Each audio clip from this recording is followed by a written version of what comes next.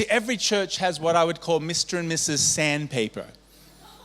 Anyone know Mr. and Mrs Sandpaper? They just kind of rub you the wrong way. They just grate you. They annoy you. And if you leave this church and go to another church, Mr. and Mrs Sandpaper have cousins everywhere. They're in every church. Someone's going to annoy you. And so the question is not, will you be offended or will you be annoyed? It's what will you do when you're offended? Paul says, make it, as much as it depends on you, live at peace with everybody. That takes an effort. Jesus says, when someone offends you, go. Everyone say, go. Go. The trouble is, we don't go. We tend to pass it on. We tend to share it.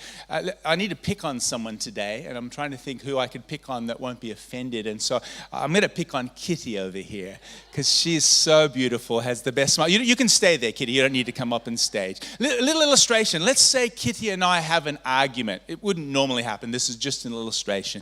And she gets upset, and I get upset, and it's pretty tense. I walk away. She walks away. Kitty's talking to her friend Anne over here and says, Mark Connor, he blew up at me. He's got an anger problem. Anne goes, really? He seems so nice. He's got a nice smile. Anne's talking to Anna. And Anne says to Anna, Mark Connor, he's a violent man. Be a little bit careful.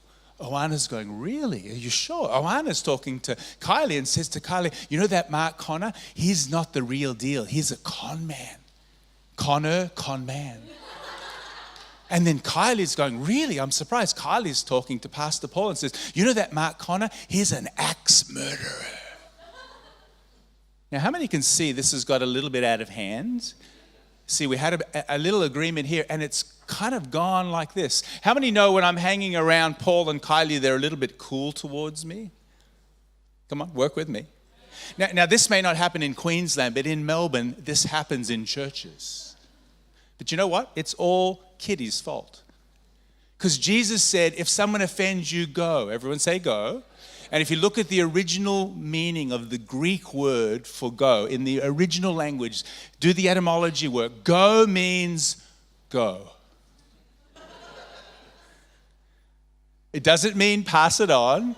It doesn't mean share. It doesn't even mean pray. It means go. And if Kitty and I can sort it out right here, how many know all of this doesn't need to happen? Everyone said amen?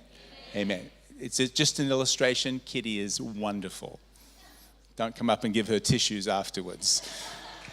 So to be a church that's experiencing peace with God, the peace of God, and peace with one another. Peace is an incredible ingredient to have in your atmosphere of your world, and you and I can contribute to that in our church family. I'm no longer